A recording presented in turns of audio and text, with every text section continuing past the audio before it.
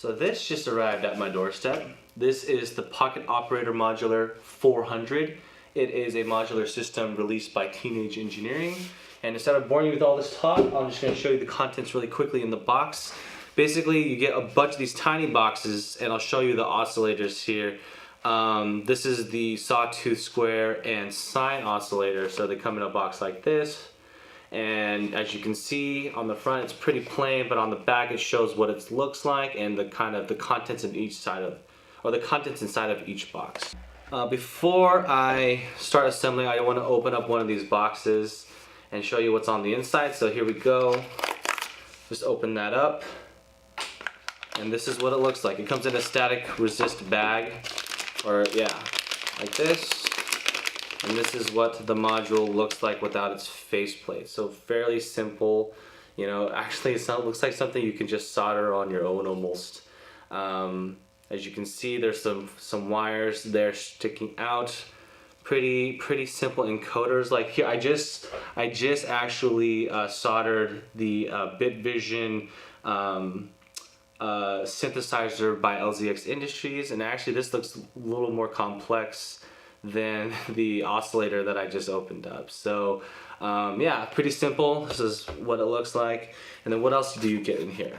Get some extra pieces. Looks like these are screws, and then like little tube sheaths, I think, where you screw into the actual chassis. Alright, so I'm looking through the module instruction booklet that they provide with you. It says, you know, think twice, bend once. Yeah, and I don't think you have to use any sort of tooling to actually bend everything. I think you just do it by hand, so you gotta be careful. Seems pretty straightforward. The instructions want you to bend everything, then screw things together, and then you slowly add all of your modules. Alright, so I just opened up the flat cardboard box, and this is what it looks like. The faceplate that is unbent. It's very light. It's definitely like, you know, like not even, it's like more flimsy than a baking tray. I would say like a baking sheet. I feel like, you know, I could easily just, I don't know if you can, if it's audible. You know how you kind of get the metal that's, you know, wobbly or whatever. And I guess, yeah, I'll just play time lapses in between of anything that I observed that's of significance. So let's just start building this. Alright, so I'm following the instructions here. And it tells you, make sure this indent is on the top when you do your first bend. And then the first bend is basically building up this flap. So I'm just gonna do that right now. Double, triple check, think twice, bend once. So here you go, you just, oh yeah, this is pretty, yeah. It was just, whoop. I'm sure it's sturdy when all assembled because things become more rigid as you start putting them together. But yeah, you gotta be careful. You just, look how easy that is. You just, let's see how to best show it. It's just like, yeah, so far pretty straightforward, super easy to bend. Yeah, and it doesn't look like it's gonna take too much. So a pretty cool design to keep down the cost, I would say. Yeah, it does kind of, you know, crack the paint as expected. You know, it doesn't look like that. You know, what do you expect for bending metal? It's going to expand in the spots where you bend. Let's see. I don't think it'll pick it up quite there, but you might be able to see that there's little silver flecks exposing the bent where it bent, and the paint is kind of chipping off. So yeah, interesting design choices so far. Alright, so this is the first piece assembled, or bent, not assembled, and yeah, it's coming along. Best strategy here is to screw the screws in before trying to screw the two pieces together. So what I mean is, I have the screws in now. As you can see, there's one here and one here. Just notice it's not connected to the piece that I need to connect it to. So now that it's in, you know, might be a no-brainer to some, but to me, I was just like, why is this so difficult? So now I can easily attach these two pieces together. Alright, so I got the front faceplate bent at, you know, how you're supposed to. Here's like, I guess, the main chassis, what it looks like. And how you put all the modules on is that there's 4 screws here. So 1, 2, 1, 2, and then there's gonna be 2 down here. 3, 4. And you put these screws on, and then you screw the module into place through here. So it'll look like this. So it's not the most efficient way of doing things. It's not like you can easily just screw in four, like you're screwing into your rack where there's rails. It's more like you have to screw these little pegs on first, and then you screw the module into the pegs. So this might take some time.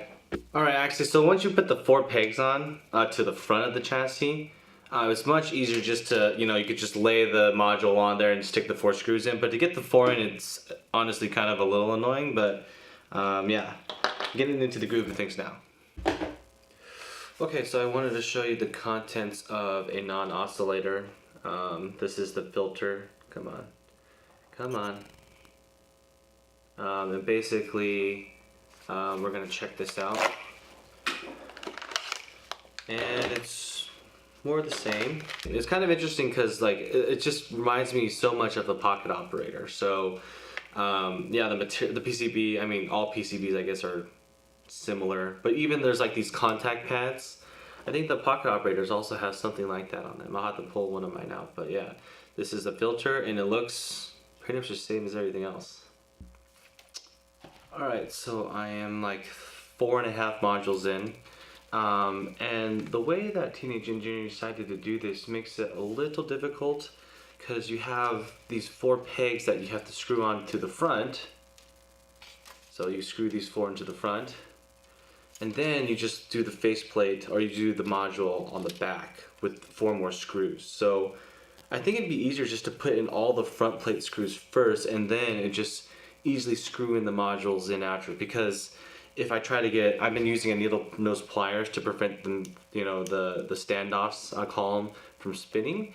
And when there's more and more modules here, it's getting really hard to hold those down. So I'm just gonna open all the modules, put the standoffs in, and then screw the modules in from the back once all the standoffs are screwed on. I'm gonna show the speaker module now. Oh, there's a nice, here's this, I almost punctured the freaking membrane. So here's the speaker, and looks pretty good. There's also this speaker, what's in this bag. More or less the same things that we've been seeing in all the other pocket operator module bags. And then there's that. And let's open up the sequencer. Opening it up right now. Here is the sequencer. So imagine just pocket operator encoders for days, and then some ports.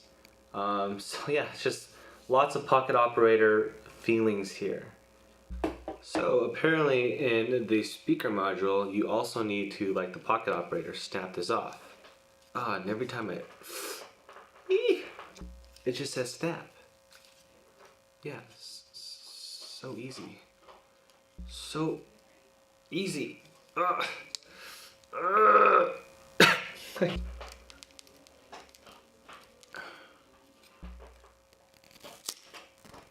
Oh, that was painful.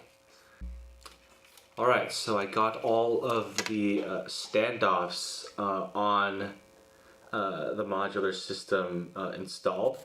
And so I think it should make my life a lot easier putting on these other modules.